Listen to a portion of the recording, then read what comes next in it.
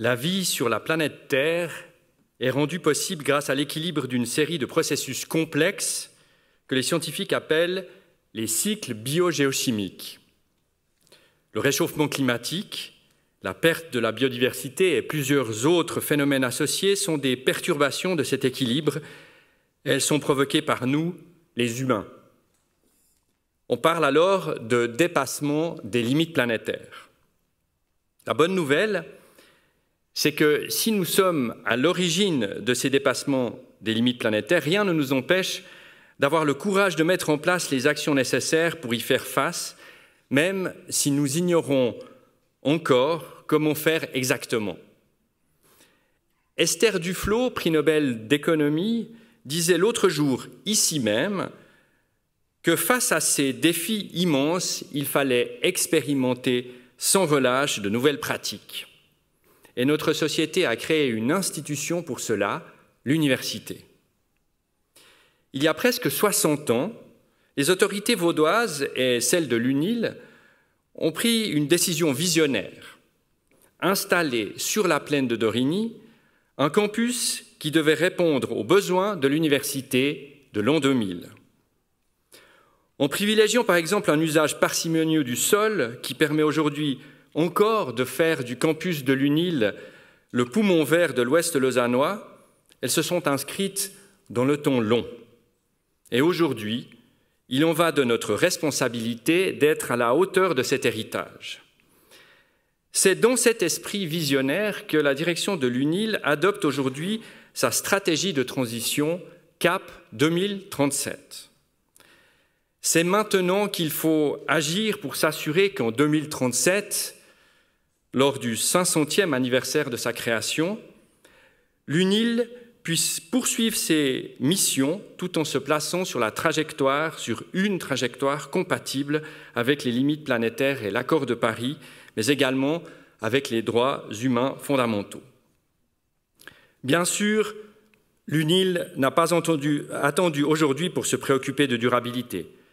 Depuis plusieurs années, comme ça a été dit tout à l'heure, nous multiplions les initiatives dans la recherche, dans l'enseignement et dans le dialogue avec la société. Vous vous souvenez certainement de Volte-Face, la plateforme de recherche-action sur les aspects sociaux de la transition énergétique. Vous avez peut-être participé à l'une ou l'autre des manifestations organisées ici même avec le réalisateur Cyril Dion, le physicien Aurélien Barraud, l'ingénieur Aurore Stéphan ou encore la climatologue et auteure du GIEC Yamina Saeb. Depuis des années, avec le soutien sans faille de nos autorités, nous rénovons nos bâtiments, nous développons des alternatives à la mobilité individuelle motorisée, nous entretenons les espaces verts de manière écologique. Tous nos toits qui le permettent sont couverts de panneaux solaires, la toiture au-dessus de nos têtes est photovoltaïque.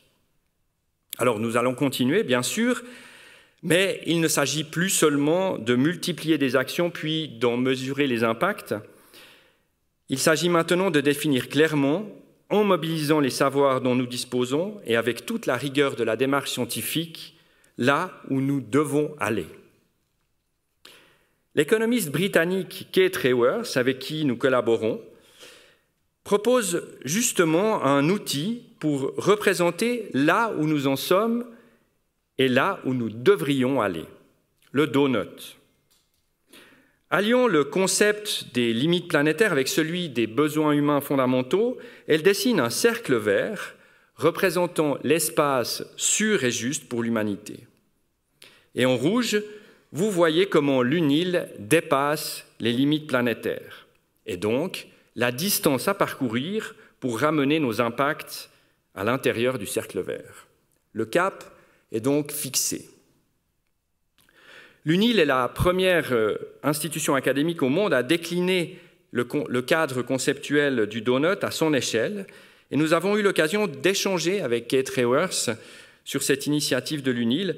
Voilà ce qu'elle nous disait en février dernier. It's fantastic. I'm feeling incredibly energized. This pioneering work that you're doing is going to inspire other universities. It's going to give them the beginnings of a methodology. You've said yourselves there's still so much to do. So every pioneering initiative like this one takes us all one step closer towards them. I really appreciate what Benoit just said about, well, we used to just say, what can we do? And now we ask, what must we do? And if the donut has made that transformation, that's massive. Alors, savoir où on devrait aller, c'est très bien, mais encore faut-il savoir comment y aller, et ceci tous ensemble. Pour tenter de dessiner une trajectoire qui fasse consensus, nous avons tiré au sort 60 personnes au sein de notre communauté universitaire, en cherchant à en refléter au mieux la diversité des approches et des opinions. Durant plus de 9 mois, cette Assemblée de la transition s'est appropriée les enjeux et a proposé des mesures à la hauteur. Elle nous a fourni un rapport comprenant une foule de propositions pour entrer dans le cercle vert. Ce dispositif délibératif, expérimental, tout à fait original, fait parler de lui dans de nombreuses universités, en Suisse et à l'étranger. À partir de ce matériau très précieux, la direction a organisé une vaste consultation interne lui permettant de définir 20 objectifs de transition qui soient largement soutenus par l'ensemble des composantes de l'institution. Voici le site web CAP 2037, sur lequel vous pouvez découvrir ces 20 objectifs. Il est en ligne depuis ce matin, et si vous sortez votre téléphone et scannez le QR code qui est à l'écran, vous aurez un magnifique site à consulter pendant les moments ennuyants de cette cérémonie. Mais comme il n'y en aura pas, je vais parcourir avec vous ce site en quelques instants. En bref, nous voulons travailler sur nous-mêmes afin de stimuler et soutenir l'émergence de pratiques académiques et professionnelles s'inscrivant dans les limites planétaires. Nous voulons transformer l'université en laboratoire vivant de la transition écologique. Concrètement, quelques exemples. Grâce au soutien de l'État de Vaud, nous allons construire d'ici 2027 une nouvelle centrale qui utilisera l'eau du lac pour chauffer nos bâtiments. Cela va nous permettre de nous passer complètement des énergies fossiles sur le campus.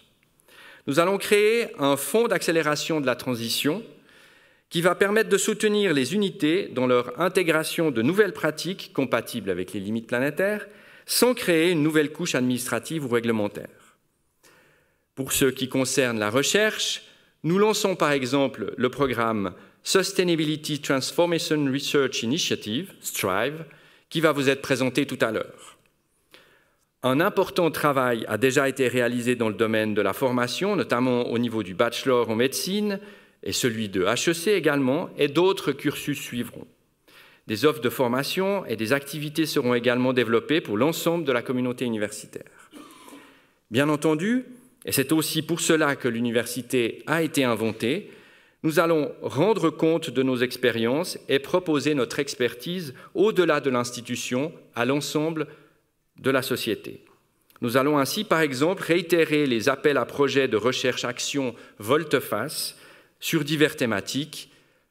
La prochaine vous sera présentée tout à l'heure. Il ne s'agit ici que des premières mesures. D'autres suivront dans tous les domaines et le soutien de chacun et chacune sera essentiel. C'est un sacré défi que nous nous fixons là, mais nous avons notre CAP 2037. Nous allons tâcher de l'atteindre ensemble, tous les membres de la communauté universitaire et avec le soutien de nos autorités. Véritable laboratoire vivant des futurs possibles au service de la société, l'UNIL va expérimenter, monitorer les effets des actions, les améliorer et recommencer jusqu'à y parvenir tous ensemble.